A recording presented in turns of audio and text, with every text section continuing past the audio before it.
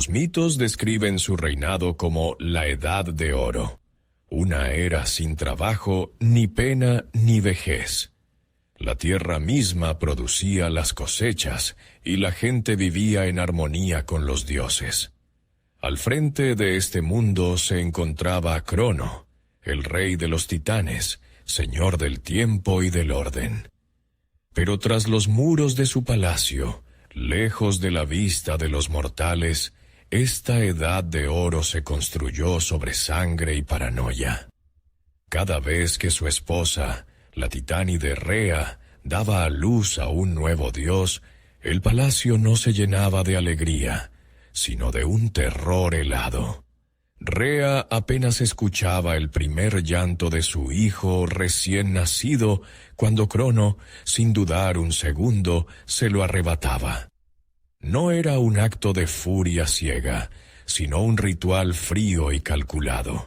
Los devoraba enteros, uno tras otro, como si no fueran dioses, sino un simple trozo de ambrosía.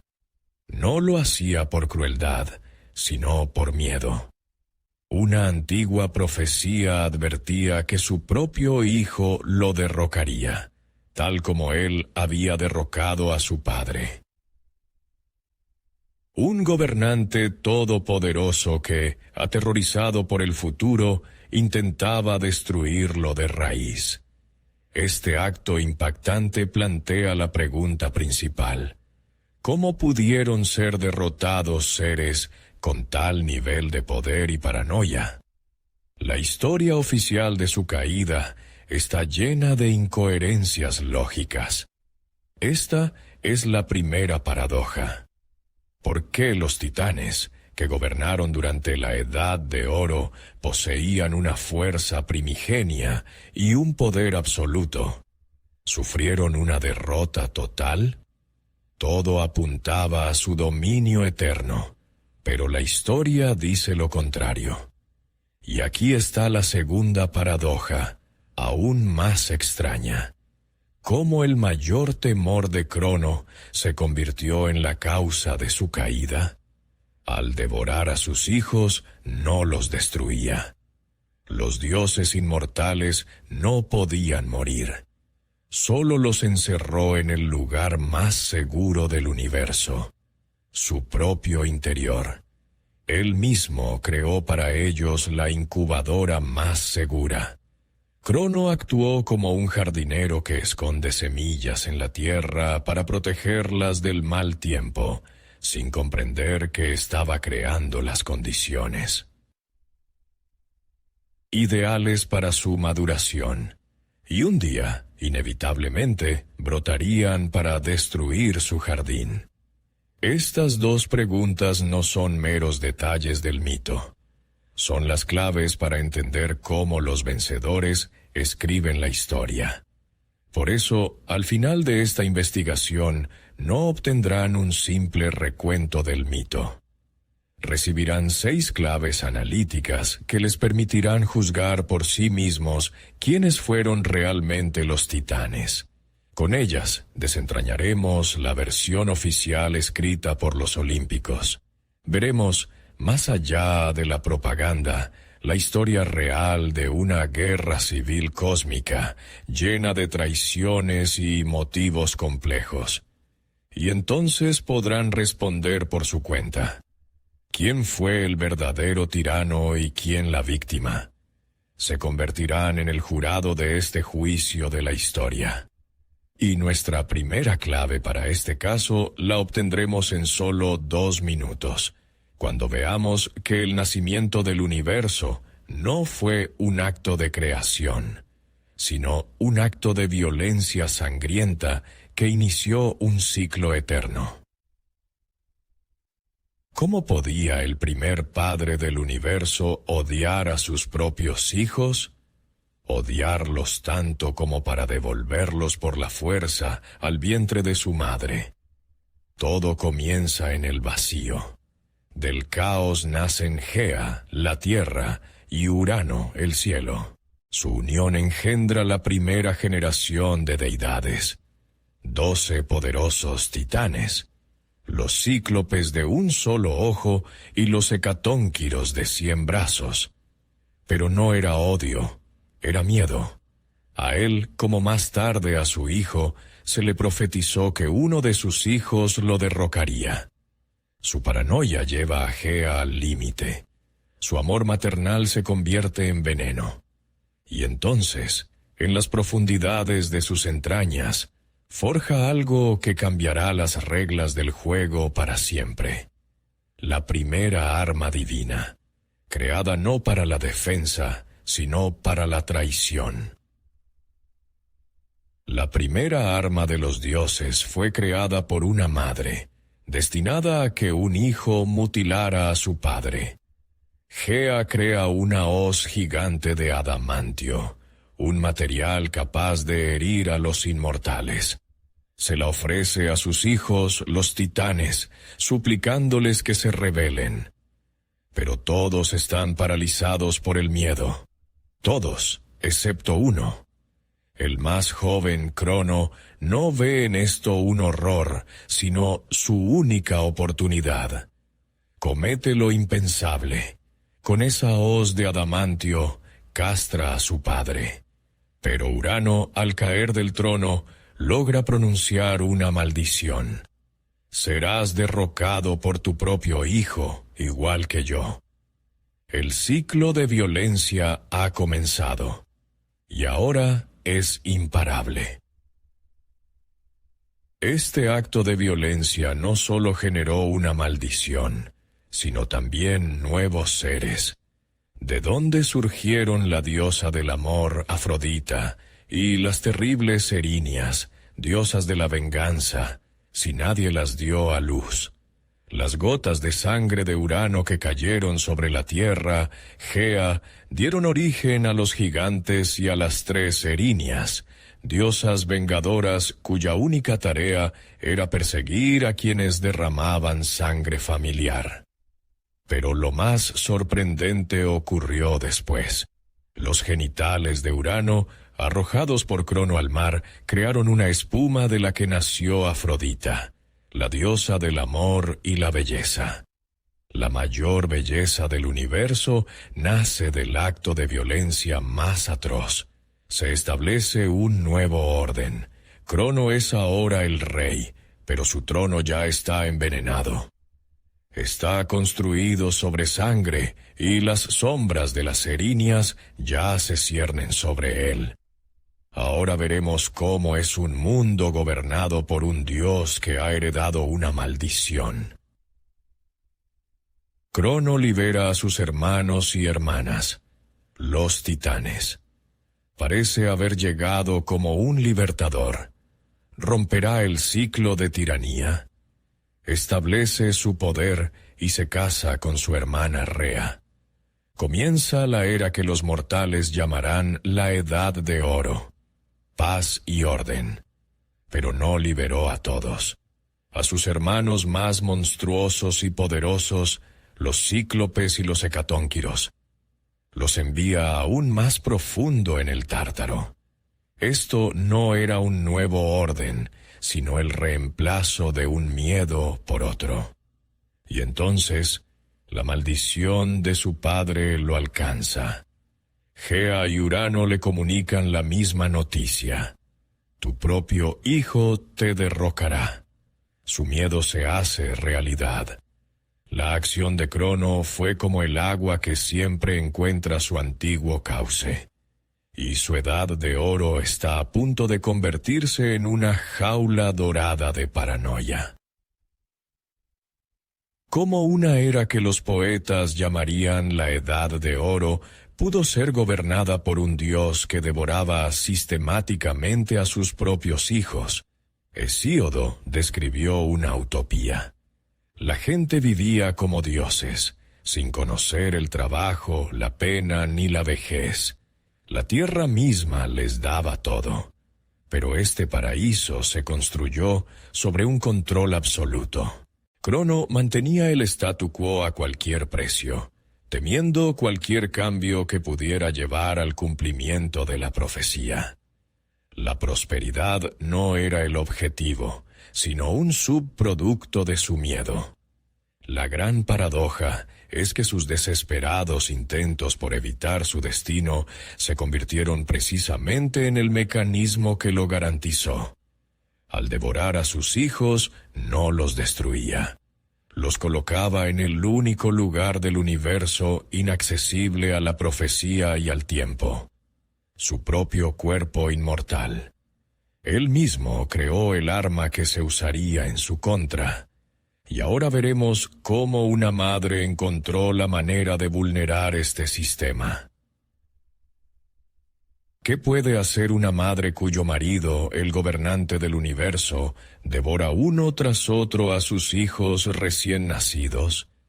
Rea da a luz a los 5 primeros olímpicos: Hestia, Deméter, Hera, Hades y Poseidón.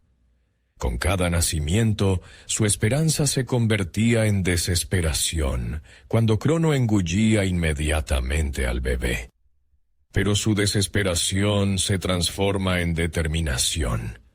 Antes del nacimiento de su 6º hijo, Zeus pide ayuda a sus padres, Gea y Urano. Este es el primer acto de desobediencia, una fractura dentro de la familia gobernante. Rea da a luz a Zeus en secreto. En la isla de Creta encuentra el ónfalos, una piedra sagrada considerada el centro del mundo. Envolviéndola en pañales, se la entrega a su marido, engañando al tirano con el mismísimo corazón de su reino. Cegado por la paranoia, Crono se traga la piedra sin notar el engaño. Por primera vez, su sistema ha fallado. La semilla de la rebelión está a salvo. Pero, ¿cómo criar al futuro rey de los dioses en secreto, lejos del tirano que todo lo ve? ¿Cómo se podía esconder y criar al futuro rey de los dioses en secreto, lejos del gobernante omnividente que controlaba cada aspecto de la existencia? Rea esconde a Zeus en una cueva en Creta. La cabra Amaltea lo amamanta con su leche, y las ninfas lo cuidan. Pero en realidad se trataba de todo un sistema de conspiración.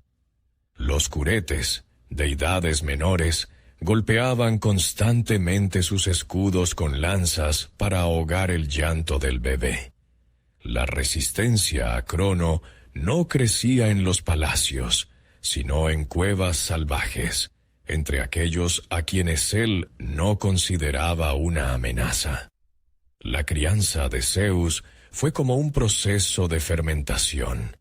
En el silencio y la oscuridad, oculto a los ojos del gobernante, maduraba un nuevo elemento capaz de cambiar la esencia misma del orden existente. Zeus crece, absorbiendo no solo leche, sino también odio hacia su padre. No es solo un heredero, es un vengador listo para actuar. Zeus, ya adulto y lleno de fuerza, regresa. No actúa con la fuerza, sino con la astucia, al igual que su madre. Siguiendo el consejo de la diosa Metis, le da a Crono una pócima disfrazada de hidromiel. Crono la bebe y vomita primero la piedra y luego, uno por uno, a sus hijos, ya adultos y llenos de furia. Este grotesco acto de nacimiento inverso se convierte en el símbolo del colapso de su sistema. 6 objetos expulsó Crono aquel día. Primero la piedra y luego sus 5 hijos. Cada uno de ellos se convirtió en un clavo en el ataúd de su edad de oro. El viejo orden se ha derrumbado. En el escenario aparece una nueva generación de dioses, listos para la guerra. La disputa familiar se ha convertido en una contienda inevitable que sacudirá los cimientos del cosmos. ¿Por qué una guerra entre dos generaciones de dioses inmortales, donde un bando era claramente más antiguo y experimentado, se prolongó durante una década?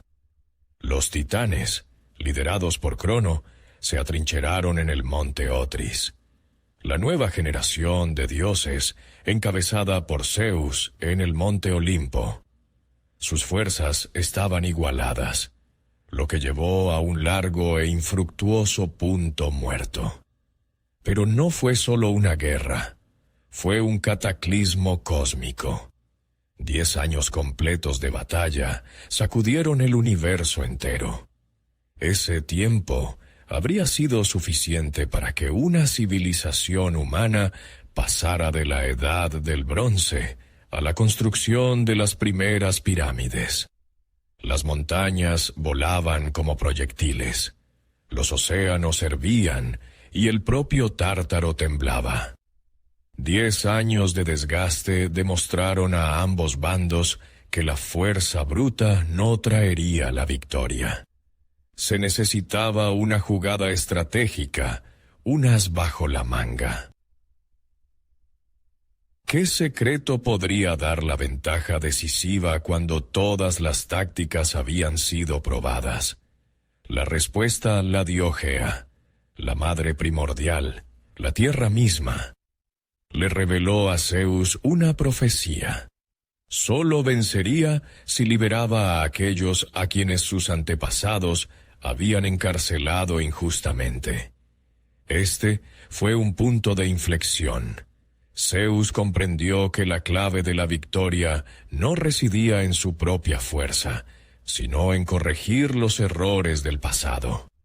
Para vencer a su padre, debía hacer lo que su padre no tuvo el valor de hacer. Aliarse con los monstruos, desciende al Tártaro. Su objetivo no son los titanes, sino sus hermanos a quienes traicionaron. Los cíclopes de un solo ojo y los hecatónquiros de 100 brazos. Estaba a punto de desatar un poder primitivo e incontrolable, capaz de destruir no solo a sus enemigos, sino al universo entero. La victoria en la guerra de los dioses no la consiguieron los propios dioses, sino aquellos a quienes consideraban monstruos y mantenían cautivos. Zeus libera a los gigantes.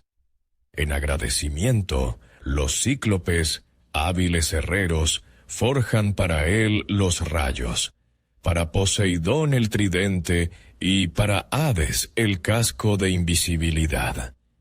Pero no eran simples armas, eran tecnologías equivalentes a armas de destrucción masiva.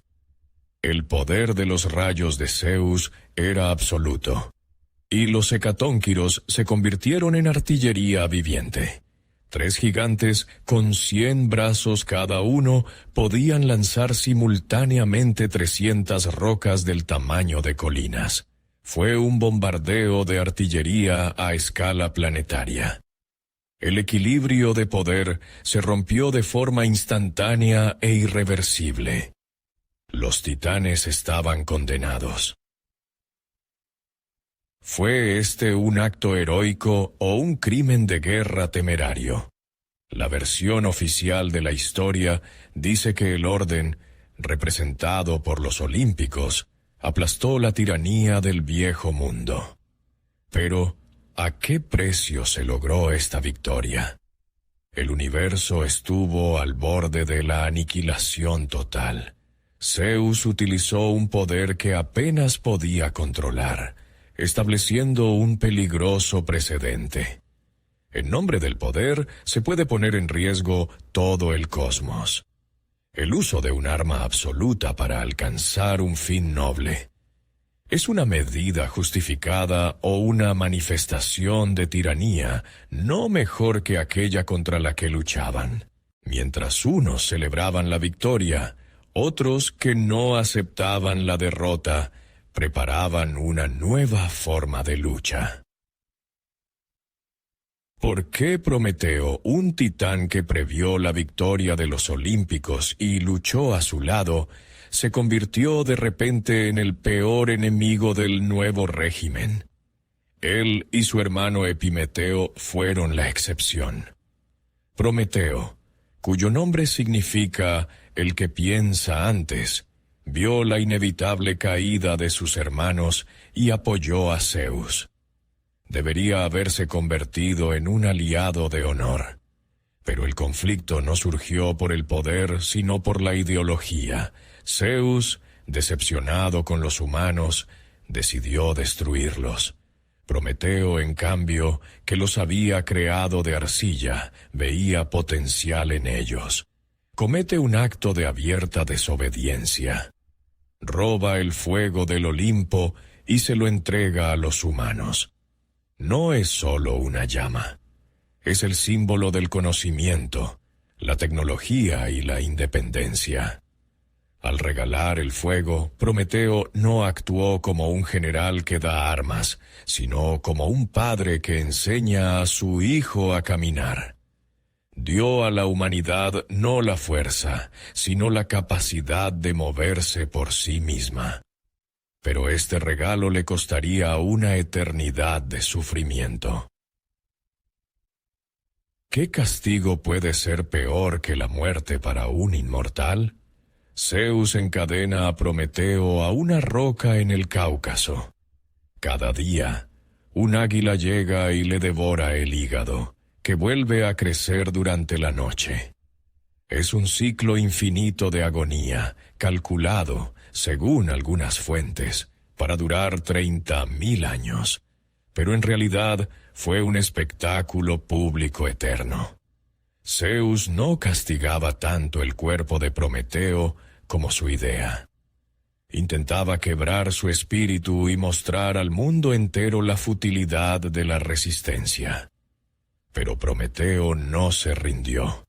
Su sufrimiento no se convirtió en un símbolo de derrota, sino en un símbolo de voluntad inquebrantable.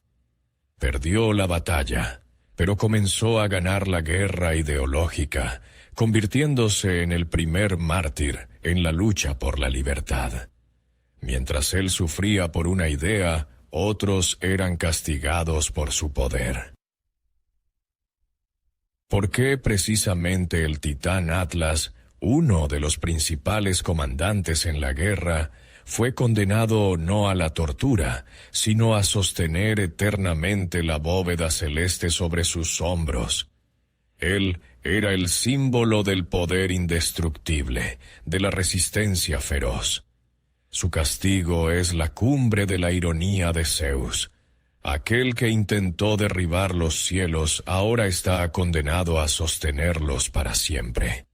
Su mayor fuerza, capaz de mover montañas, se vuelve contra él, convirtiéndose en el pilar del orden que odiaba.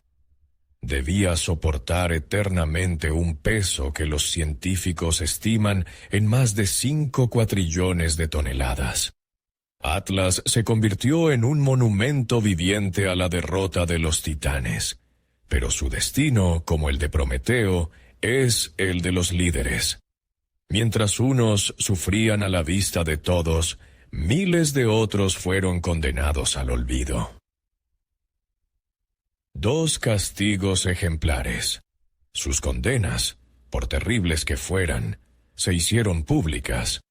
Se convirtieron en leyendas, demostrando que el nuevo orden de Zeus no solo se basaba en la fuerza, sino también en una propaganda cruel. Pero, ¿qué fue de los miles de otros titanes que lucharon en la guerra? ¿A dónde desaparecieron de los mitos? Sus nombres no se convirtieron en símbolos porque su destino fue peor que la tortura eterna o el trabajo perpetuo. Significó el borrado total. No solo fueron derrotados, fueron anulados. Fueron condenados a un lugar sin retorno, a la oscuridad absoluta en el borde del cosmos, a la prisión eterna del universo, cuyo nombre es Tártaro. ¿Cómo castigar con encarcelamiento eterno a alguien que es inmortal? Cualquier prisión para un dios es solo una medida temporal. Zeus necesitaba una solución que garantizara que la amenaza de los titanes fuera eliminada para siempre. El mito oficial es simple. Los vencidos fueron arrojados al Tártaro. Un final lógico para la guerra. Pero Hesíodo, en su Teogonía, ofrece un detalle que rompe esta simple imagen. Para que un yunque de bronce caiga desde los cielos a la tierra, se necesitan 9 días y 9 noches. Y otros tantos para que caiga desde la tierra hasta el Tártaro. Este lugar está tan lejos de nuestro mundo como nuestro mundo lo está del cielo. No es el sótano del universo, es su reverso. No fueron condenados a la cárcel, sino al olvido. A una ejecución metafísica a través del aislamiento total del ser. Pero, ¿quién es capaz de retener allí a los dioses? Zeus encontró a los guardianes. Nombró carceleros a los hecatónquiros, sus poderosos aliados. 3 gigantes, con la fuerza de cientos de brazos y decenas de cabezas, parecían la solución ideal. El arma más poderosa vigilando a los enemigos más peligrosos. Todo lógico. Pero esto es lo que ocultan las fuentes. Los hecatónquiros, Briareo, Coto y Giges, también fueron prisioneros del Tártaro. Primero fueron encerrados allí por Urano y luego por Crono. Los antiguos prisioneros se convirtieron en carceleros. Para los titanes, esto no era solo un confinamiento físico, sino una humillación psicológica diaria y eterna. Eran vigilados por aquellos a quienes ellos mismos habían traicionado y dejado pudrirse en ese mismo abismo. No fue una medida de seguridad, sino un acto de venganza fría y calculada. Pero la crueldad de Zeus no solo se manifestó en la elección de los guardianes. Su justicia resultó ser muy selectiva. Si todos los titanes eran el mal absoluto, ¿por qué no todos compartieron ese destino? La versión oficial habla de misericordia.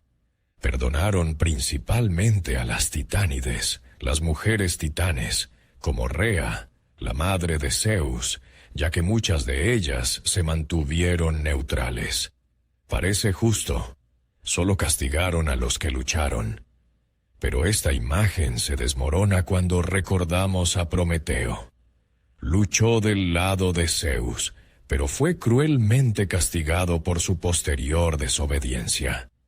No se trataba de culpa, sino de amenaza.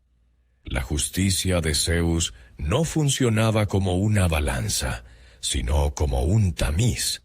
No separaba a los culpables, sino a los peligrosos, a aquellos que representaban una amenaza demasiado grande para su nuevo poder. No fue un castigo divino, sino una cínica purga política. Los titanes no eran el mal, sino simplemente otro partido que perdió unas elecciones donde las papeletas eran rayos y montañas. Su historia parecía haber terminado. Los titanes están físicamente neutralizados. Sus nombres, maldecidos. Su historia, reescrita por la propaganda olímpica. Pero, ¿se puede encerrar una idea? Se puede reescribir la historia, pero no se puede borrar el recuerdo de la fuerza primigenia que representaban. Los olímpicos ganaron la guerra por el poder, pero comenzaron a perder la guerra contra la memoria en el mismo momento en que obtuvieron la victoria. El intento de borrar algo con tanta fuerza solo garantiza su inmortalidad de otra forma. Y descubriremos que los titanes están mucho más cerca de lo que pensamos. Se esconden en las palabras que usamos cada día y en las historias que todavía contamos. La propaganda olímpica intentó durante siglos presentar a los titanes como monstruos, pero nuestro propio lenguaje cuenta una historia completamente diferente. ¿Por qué para describir los mayores logros, la fuerza y la escala, usamos la palabra titánico? Es una paradoja lingüística. El lenguaje ha conservado el respeto por los perdedores. Claro, se podría decir que es solo un préstamo. Trabajo titánico, el barco Titanic, el elemento químico titanio. Todo ello se refiere a algo enorme y resistente. Pero no son solo palabras. Es una resistencia lingüística. Los olímpicos se ofrecían como símbolo de orden y civilización, pero el lenguaje preservó la memoria de un poder preolímpico, primigenio e indomable. Ninguna palabra derivada del nombre Zeus ha entrado en el lenguaje cotidiano para describir la grandeza. Cada vez que decimos trabajo titánico, rendimos homenaje inconscientemente a los dioses derrotados. ¿Con qué frecuencia usan ustedes mismos esta palabra sin pensarlo?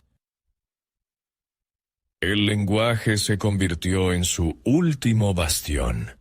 Pero esto es solo la punta del iceberg. Su batalla principal continúa en las pantallas de nuestros cines. ¿Qué llevó al creador de Star Wars y al autor de Juego de Tronos a contar la misma historia de la antigua Grecia?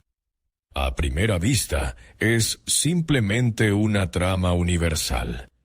Una nueva generación ambiciosa, ya sean los rebeldes o Daenerys, desafía a un poder antiguo y tiránico. Pero no es una mera coincidencia. La titanomaquia no es una trama, es un arquetipo. Es la fuente original de los conflictos de orden contra caos, civilización contra naturaleza, hijos contra padres. Seguimos contando esta historia porque describe una tensión fundamental de nuestra civilización. Su argumento funciona como la erosión del suelo. En la superficie, los paisajes cambian. Ya sean naves espaciales o dragones, pero debajo yace la misma roca, el conflicto eterno. Y la figura de Prometeo, el titán que se rebeló contra la tiranía por el bien de los humanos, se convirtió en un símbolo eterno de progreso y rebelión. El creador de la bomba atómica, Oppenheimer, se llamaba a sí mismo un Prometeo moderno. El legado de este único titán resultó ser más importante para la cultura que las hazañas de todo el panteón olímpico. La cultura preservó la memoria. ¿Y qué hay de las pruebas materiales? Si los titanes eran tan terribles, ¿por qué los arqueólogos encuentran rastros de su culto? ¿Quién y por qué necesitaría adorar a Crono, el devorador de sus propios hijos? En el período arcaico de Grecia existían efectivamente cultos a deidades preolímpicas.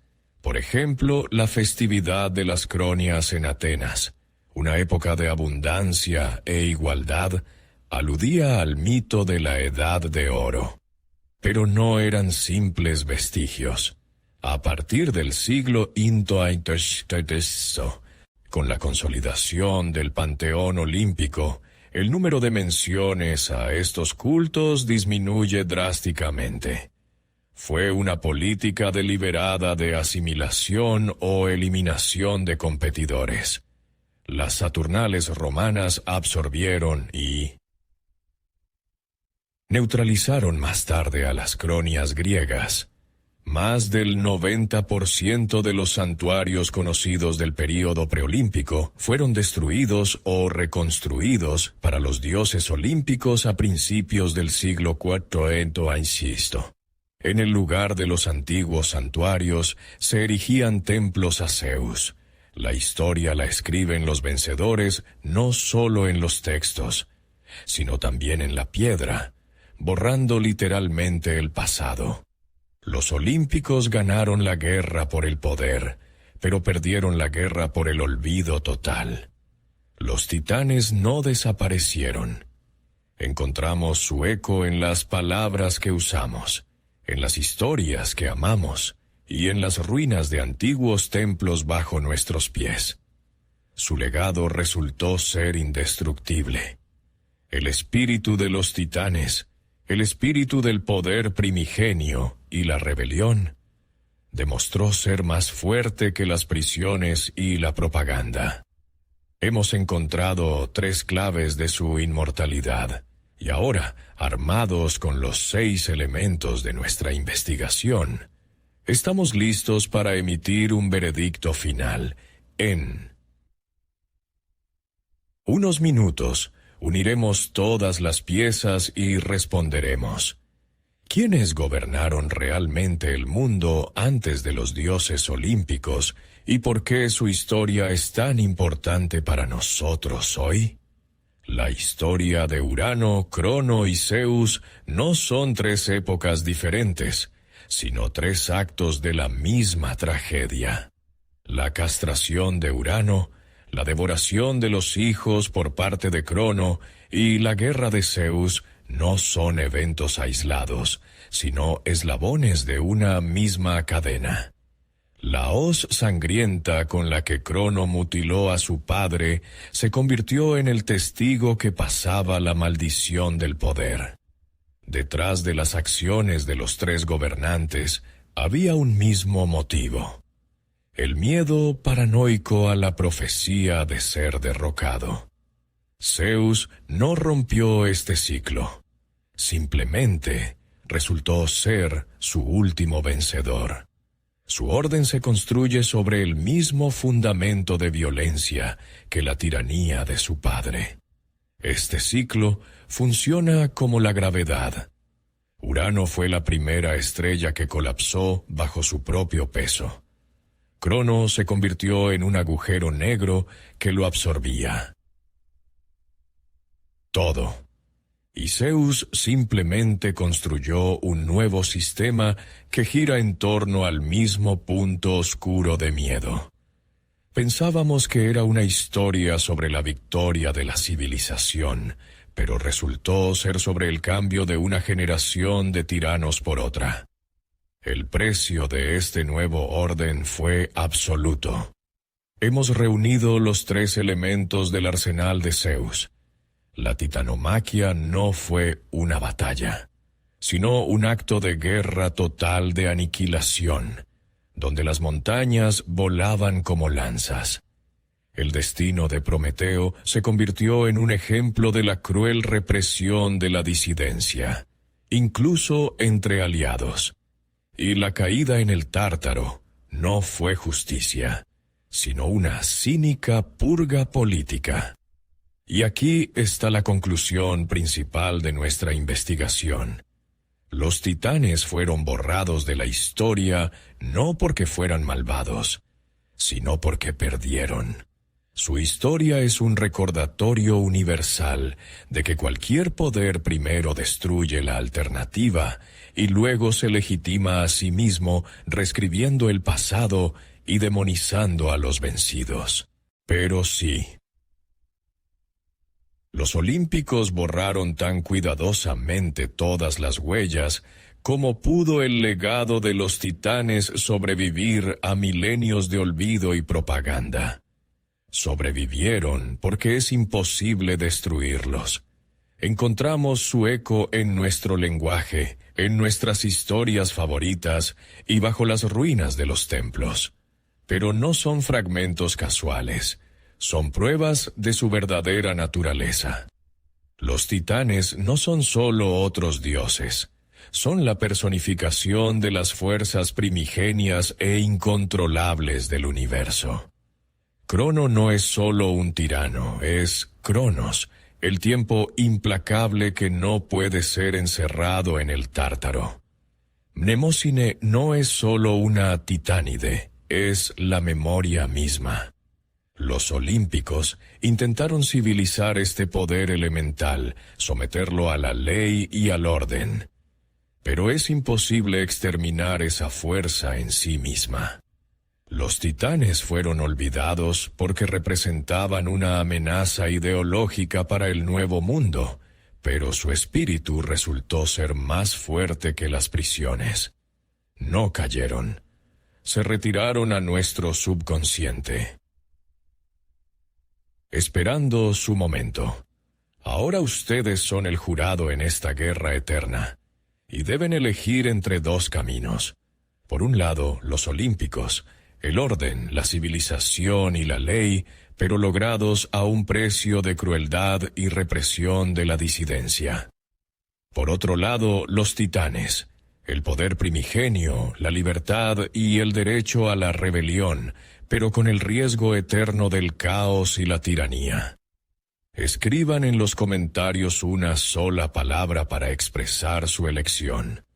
Olímpicos, si están a favor del orden, incluso si se logra por la fuerza. O titanes, si prefieren la libertad, aunque conduzca al caos. Su voto decidirá quién gana esta guerra hoy.